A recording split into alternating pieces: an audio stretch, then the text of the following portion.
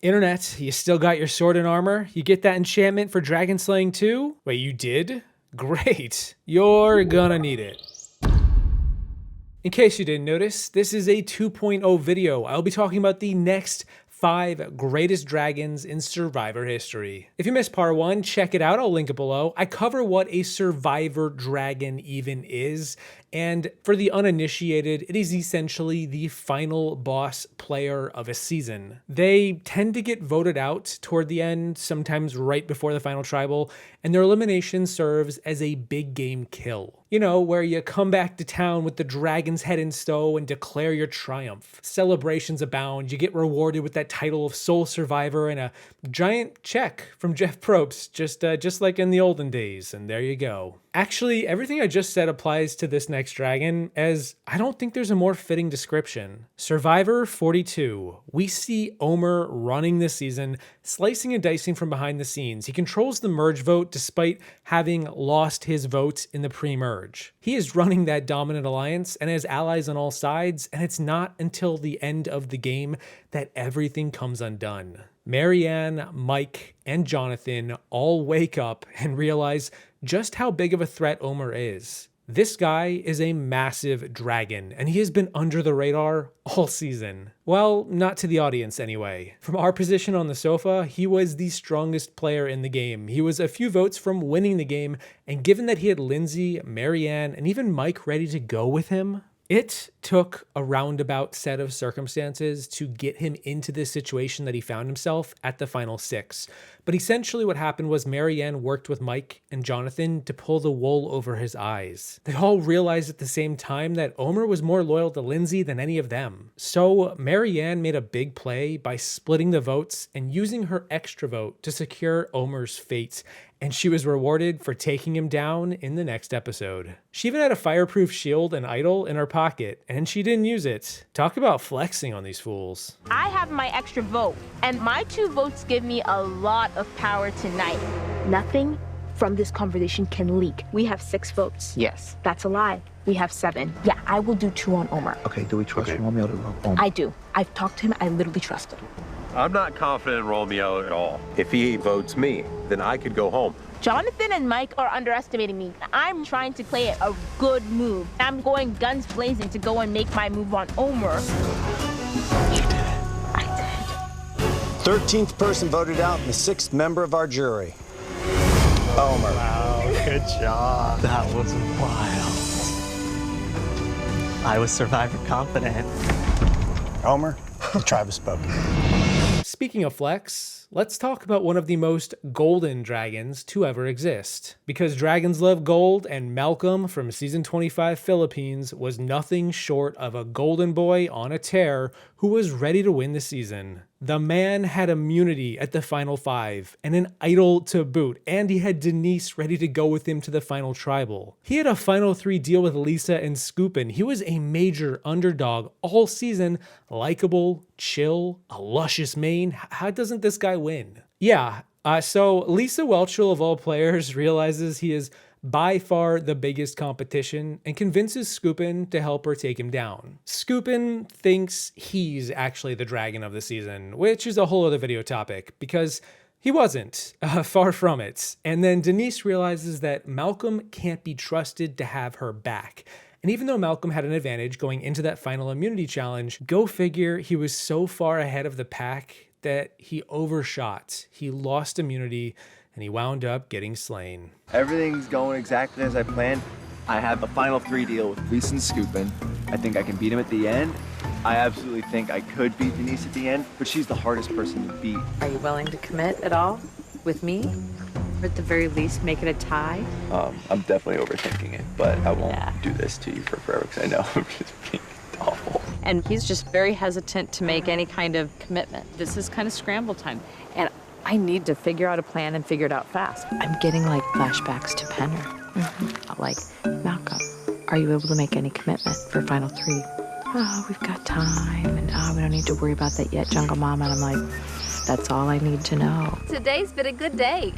I just found out that Denise is willing to turn on Malcolm and go to the final 3 with Mike and me. 15th person voted out and the 8th and final member of our jury. Malcolm.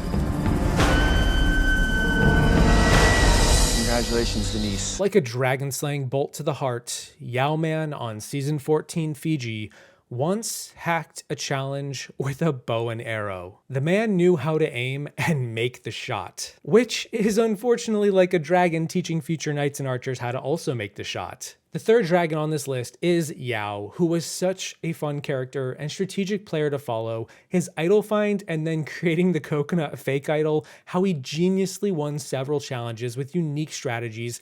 He was a massive threat to win, a humble guy through and through. He even tempted the local militia with a new car. They just had to lower their slings and let him win the game if the opportunity arose. And I am talking about that truck deal with Dreams at the final 6, where Dreams won immunity at the final 4, and the plan was to then give immunity to Yao because Yao gifted him the car that he won at the reward. And then, wait for it, the dragon got tricked. The tables doth turned. And I mean, like, Yao did everything in his power to make this endgame as interesting as possible for him. Like a true dragon that he is, his immense target forced him out at that final 4, and that's all the legends wrote. Dreams, I think he's really a man of his words, but he made a promise, and it worries me very much. I love this. I want this. I'm so close to getting this. I'm just saying, just in case, I'm just giving y'all a heads up. If I do the wrong thing, y'all better vote y'all together. Or one of y'all going home. I'll go tally the votes.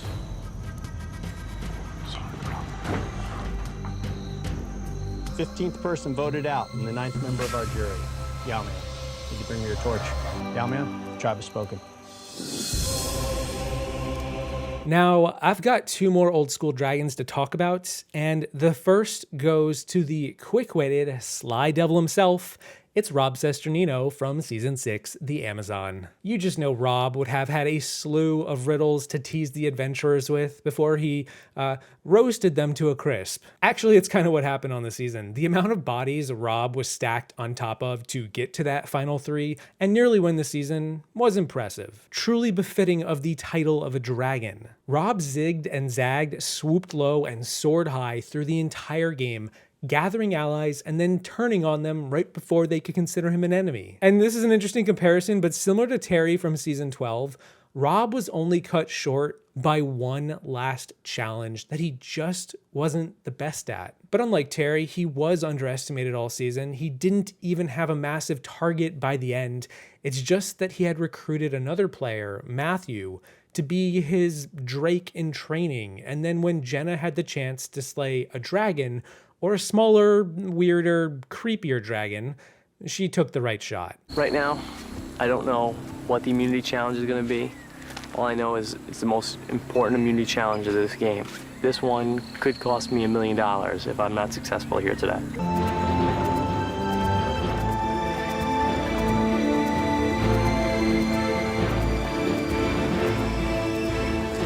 Rob is out. The 14th person voted out and the last member of our jury. Rob, the tribe has spoken. I wouldn't change one thing about how I played the game. Most tremendous time of my entire life. I said I wasn't going to stop smiling until they put my torch out.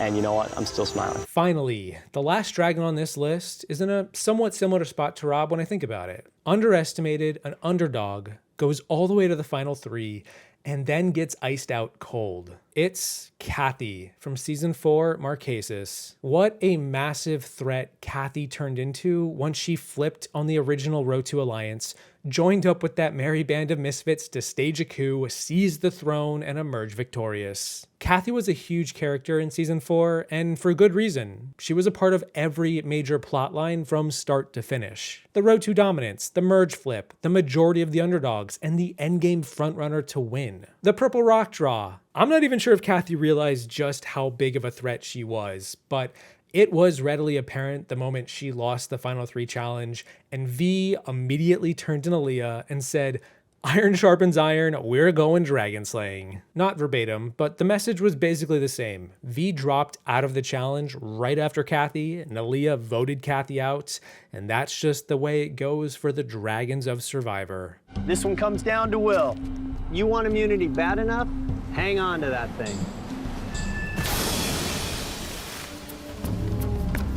I'm happy to inform you, you've just reached an hour and a I half. have to win this, otherwise I'm out.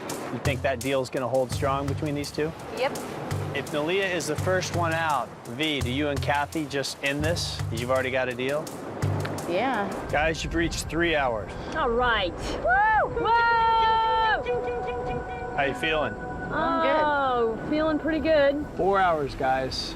4 hours. Watch your flaps.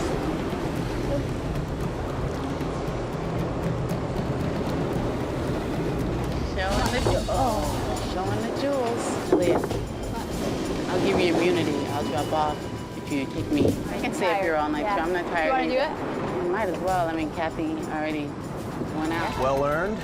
You're safe, and it sounds like there's a new deal in place. The 14th person voted out of the tribe.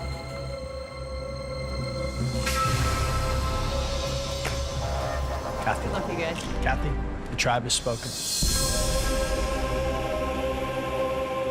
And that's going to be another 5 of the greatest dragons in Survivor history. I'd say this is my top 10 if you include part 1, and I'm curious to know what you think about my picks and who else could make this into, say, a top 15. Give me 5 more major dragons to consider. Until then, thanks to my patrons for all your slings and arrows. Thank you for watching. I hope you enjoyed the video. Don't forget to continue to tread carefully on your way out. Here be dragons, and I will see you in the next one once I make peace with the fact that I would settle for being the Bowels. To defeat an army, you have to cut off the head of the dragon, which is why I nicknamed Brendan the Dragon. Hence my name, the Dragon Slayer. Where does Sierra fit in all this? With the comments that she made today, Sierra is the bowel movements that comes out of the dragon. And I'm trying to explain my side so it doesn't look like I was the mastermind behind it. I don't think you were the mastermind. I don't think you're smart enough for it. I've never liked Sierra. To me, she's of no worth. I mean, her parents probably love her. I can't imagine her boyfriend's that cool. I'm gonna be straight up 100% honest with you right now. You're gonna be the next to go.